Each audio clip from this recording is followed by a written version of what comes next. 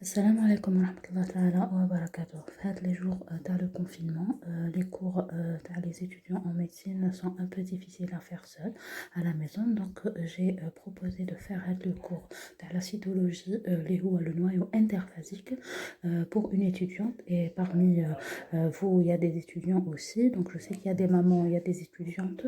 Donc, ce cours est pour vous.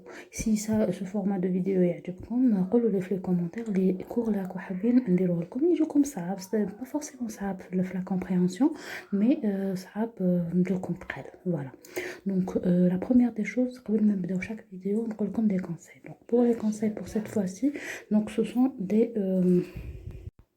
donc, je disais qu'il y a des conseils d'organisation. Tout le monde le dit, mais comment le faire? Donc, on va calculer le nombre de modules maintenant, on va calculer le nombre de cours de maintenant, le temps qui nous reste et surtout le nombre d'heures. Donc, il ne faut pas oublier le repos, bien sûr.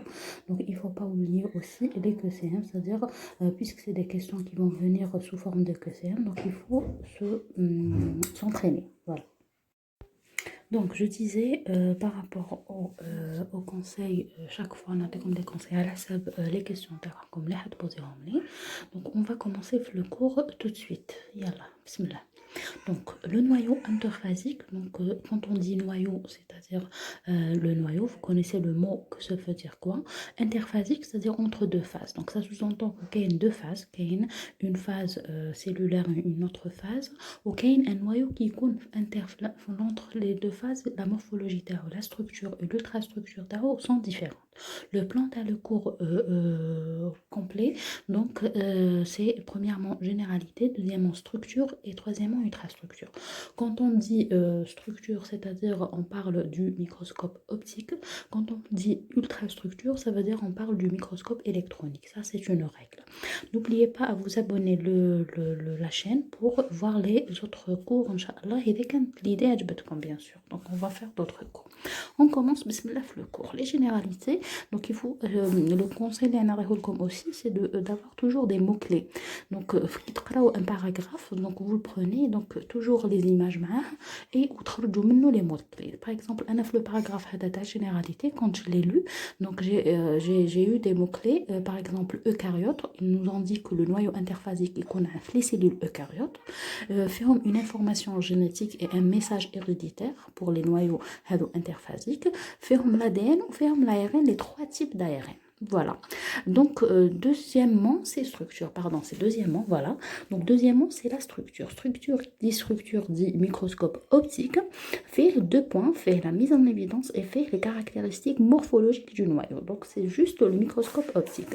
Ce que je vous conseille aussi, un deuxième conseil, après les mots-clés, donc je vous conseille d'avoir toujours un stylo, là, un crayon et une feuille, et de dessiner en parallèle. On a le paragraphe et en même temps je dessine نشوف وين راه يجيني plus facile وراه le noyau وراه النيوكليوبلازم وراهم الاخرين voilà donc c'est le deuxième conseil تاعي donc troisièmement ultrastructure qui dit ultrastructure كما قلنا la dernière fois dit qui dit structure dit microscope électronique voilà j'ai trouvé le mot هنايا عندنا 5 chapitres عندنا l'enveloppe nucléaire ce qui enveloppe عندنا le port nucléaire ce qui fait rentrer donc la lamina, la chromatine à l'intérieur et le nucléole, ce qui est à l'intérieur, qui met le noyau par rapport à la cellule, le nucléole par rapport au noyau. Voilà. Donc le premier chapitre, c'est l'enveloppe nucléaire. Donc l'enveloppe nucléaire, chaque chapitre fait des sous-titres, bien sûr. Donc il faut avoir, donc on a par exemple quand on dit la vidéo ou le podcast, donc on dit un schéma, on dit un plan, voilà. Donc c'est comme ça que je peux cerner tout le cours. Donc à la belle le cours هذا شحال مازال لي donc وشحال عندي من chapitre sous-chapitre donc les sous-titres عندي كلش. Par exemple, l'enveloppe nucléaire, on va commencer le vif du sujet. L'enveloppe nucléaire a une membrane externe, interne et l'espace périnucléaire. La membrane externe a des caractéristiques, surtout donc des ribosomes. La membrane interne n'est pas très loin de la membrane externe et l'espace entre les deux, donc c'est l'espace périnucléaire qui représente le lieu de stockage des ions calcium. Donc il faut savoir que c'est un lieu de stockage des ions le calcium, avec l'espace entre les deux membranes. Toujours comme le deuxième conseil, nous déroulons des schémas où on souligne les mots-clés. Donc, comme le conseil, le premier conseil, on a une petite illustration là, pour membrane externe, membrane interne et l'espace intermembranaire. Voilà. Donc, notre structure, on a dit l'enveloppe nucléaire fait à la membrane externe, la membrane interne et l'espace périnucléaire. Quatrièmement, donc on va parler du rôle de cette enveloppe. Allez, on a une enveloppe. Donc le rôle, ils nous ont cité 4 rôles. Donc on a toujours un rôle le passage de l'eau. Je vous laisse à lire attentivement et apprendre bien sûr par cœur les trucs. Parce que c'est les trucs qui vont tomber fléquecem. Bien sûr, on trouve le transport actif du calcium, parce qu'on avait dit les binatomes kayin les ions le calcium. Donc, il y a le rôle de l'enveloppe nucléaire. Après le premier chapitre, l'enveloppe nucléaire, on a bien sûr les pores nucléaires. Pardon. Donc, les pores aussi, donc c'est un chapitre très important. On a la définition, c'est quoi un pore nucléaire? Donc, on a déjà, des fois, ils donnent des mots en gras. C'est des mots clés. Qui on a nucléoporine. Donc, c'est la protéine d'assemblage. C'est nucléoporine. Il ne faut pas l'oublier, bien sûr. En badant, donc les pores nucléaires, on a premièrement la définition, deuxièmement la dynamique de ce pore. Qui dit la dynamique, ça veut dire que c'est un truc dynamique, c'est pas un truc passif. Donc c'est un truc qui m'a donc les études d'account, dynamique, mais passif, c'est-à-dire juste réceptif. Donc ils nous ont parlé du nombre, ils nous ont parlé de ces dynamiques. Mais à l'intérieur, le paragraphe, il y a le nombre exact, le pourcentage et le rôle des pores dynamiques qui ne sont pas passifs, ils sont dynamiques, c'est un mot-clé. Voilà, donc pour les pores d'eau, donc on a parlé enveloppe nucléaire, pore nucléaire. Donc les pores d'eau, on a dit définition dynamique. On a parlé de une structure. Troisièmement, c'est ce qu'on voit dans l'illustration de cas, c'est la structure tridimensionnelle. Ça veut dire que c'est pas une structure bidimensionnelle, c'est pas comme une feuille, c'est comme une forme, voilà. Donc, on a les mots clés en gras, donc on doit les connaître par cœur. Donc, on a un tunnel, donc c'est ça, c'est le tunnel, c'est un port, fait un tunnel, donc c'est pas un port, juste un trou.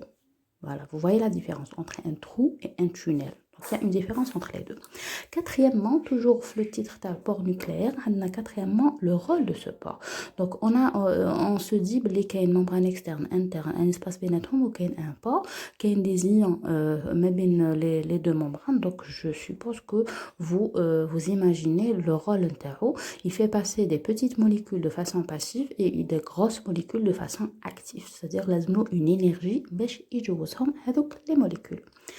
Hadith concernant l'enveloppe nucléaire en premier, le port nucléaire en deuxième lieu. Donc, on a la lamina. La lamina, c'est quoi? C'est un réseau fibrillaire protéique dense. Ce sont des protéines en filament. Donc, le rôle de c'est donc constitue un échauffage qui donne au noyau sa forme. Donc, on met de la forme ou la pathologie. Comme l'exemple, c'est une maladie génétique, c'est la j'ai regardé comme une petite image à quoi se ressemble cette maladie. On appelle ça la progéria. Voilà, donc ça concernant la lamina, donc la chromatine en quatrième, donc la chromatine à l'intérieur du noyau, donc on a la définition on a la répartition en E chromatine et en hétérochromatine, on a la structure, c'est-à-dire on va revenir au microscope optique et on a la composante chimique donc on a une composante chimique et la répartition la définition, voilà, on a les deux types, donc foncé, l'hétérochromatine ben foncé, le ben plus clair. C'est la définition de la chromatine qu'on trouve à l'intérieur du noyau. La répartition, on a dit le chromatine se répartit dans l'ensemble, c'est-à-dire on a partout. Par contre, l'hétérochromatine se retrouve par contre la périphérie pour certaines cellules et en une ou plusieurs modes, voilà. Donc la périphérie donc, du noyau plaquée contre la membrane nucléaire où elle constitue la membrane chromatique. Voilà, donc elle est plaquée contre la membrane nucléaire, c'est-à-dire le nucléole, elle est plaquée fait, donc t'as comme une membrane. Voilà, donc si on lit comme ça, on va retrouver les définitions de la euchromatine et l'hétérochromatine. La structure donc comme on a au début, qui dit structure dit microscope optique. Voilà, on a en microscope optique, comment on va voir la chromatine, que ce soit le chromatine ou l'hétérochromatine. On a l'ultrastructure, c'est en microscope électronique. Voilà, on a l'ultrastructure, alors que dans le titre de structure. Donc, c'est pas vraiment juste à 100%, mais on a compris. Donc, on sait de quoi ils veulent parler. Après définition, répartition en euchromatine, hétérochromatine, on a la structure et on a la composition chimique. La composition chimique, il y a trois compositions, qui est l'ADN, qui est les histones, pardon. Donc, il y a deux barques, qui est ADN en premier, ou qui est les histones. Les histones, ce sont des protéines, il y a plusieurs histones, donc ils sont en 5, voilà. Et l'ADN nucléaire qui contient le patrimoine génétique. Les trucs héréditaires et le patrimoine génétique, le centre vital, puisqu'on appelle ça le centre vital. Donc, c'est ça. Donc, on parlait de ça, on parlait de cet ADN, les kayen fait la chromatine. Donc, vous avez compris comment l'ultrastructure, le centre vital, donc le noyau, c'est le centre vital, mais on bas c'est au niveau de la chromatine, les kayen le centre vital, on bas c'est au niveau de l'ADN, les kayen la chromatine. Vous avez compris. Donc, les histones et tout, c'est des protéines, la lamine, hein, c'est ce qui donne la forme. Donc, c'est des trucs qui vont aider. Mais le cœur du truc, le noyau vital, c'est l'ADN. Il y a le noyau, chromatine et l'ADN. Donc après la chromatine, on a définition, répartition, structure, composition chimique et répartition, on va parler du nucléole aussi. Donc le nucléole fait les généralités. Donc les généralités en gras, ils nous ont mis que sa principale fonction est la biogénèse des ribosomes. Donc les ribosomes aussi, ce sont des particules très très importantes. Donc il faut savoir que c'est au niveau du nucléole, la fabrication de le ribosome. Il faut retenir cette phrase. Donc, c'est la généralité. Dans la structure, on a parlé la même chose, structure égale microscope optique. Donc, pour la structure, donc, on a la chromatine périnucléaire et le corps nucléolaire. Et fait qu'on a la chromatine, le nucléole, comme si une membrane. Il y a la chromatine périnucléaire, c'est la membrane qui est tout autour, mais hier c'est de la chromatine. Ok, le corps nucléaire proprement dit. Donc, quand on voit le nucléole dans le microscope optique, donc il y a le nucléole proprement dit, le corps ou la chromatine qui est autour de lui. C'est le microscope optique, c'est-à-dire égale structure. Par contre, le microscope électronique, il y a l'ultrastructure, c'est plus fin. Donc, il y a un centre fibrillaire, il y a un composant fibrillaire dense ou un composant granulaire. Donc fibrillaire, ça veut dire c'est des fibres, granulaire, ça veut dire c'est des grains. Donc, et un centre fibrillaire, le centre, il est fibrillaire, fait comme des fibres. On va donner une composante fibrillaire dense, on va donner une composante granulaire. Donc, c'est la composition le microscope, le nucléole sous microscope électronique. L'organisation donc le nucléole a une certaine organisation. Les trois régions nucléolaires les kainines, c'est le centre fibrillaire, les on tout à l'heure, on a une composante fibrillaire dense. Donc, et on a donc la composante granulaire, le ribosome. Ça veut dire les grains donc les le microscope électronique on a les ribosomes après. Ce sont les pré-ribosomes, ça veut dire c'est l'étape les bel le ribosome. Voilà. Donc ça concerne, on a dit, le nucléole. Donc on a un petit schéma, donc ça va nous faciliter la compréhension et la mémoire. Cinquièmement, on a parlé de la fonction du nucléole. C'est la biosynthèse du ribosome égale nucléole égale biosynthèse du ribosome. Donc, et deuxièmement, la régulation du cycle cellulaire. Donc, on a parlé au début qu'on appelait le noyau interphasique. Ça veut dire il y a une phase, il y a interphase, il y a une phase. Donc, on va comprendre que le nucléole il régule le cycle cellulaire interne. Donc, le nucléole et les maladies. Donc, on a parlé donc, de deux types de maladies. Parce que l'autre maladie, le syndrome de Werner, il شبه la maladie de la lamina. Donc, par contre, le syndrome de Treacher-Collin, donc c'est comme ça, c'est un aspect particulier. Quand on les voit, on peut, l'observation déjà, donc on peut mettre en évidence la maladie génétique. On va parler enfin de le cours, le noyau interphasique et la relation entre le cancer. On a des caractéristiques, c'est comme si, comme juste normalement, on pas après, normalement en troisième année, si c'est le même programme, en détail, donc il faut le connaître. Donc si vous avez des questions, le cours en détail. Si vous avez des questions, vous me les posez dans les commentaires. Et dès qu'il y a d'autres cours, vous me dites. Voilà, salam alaikum.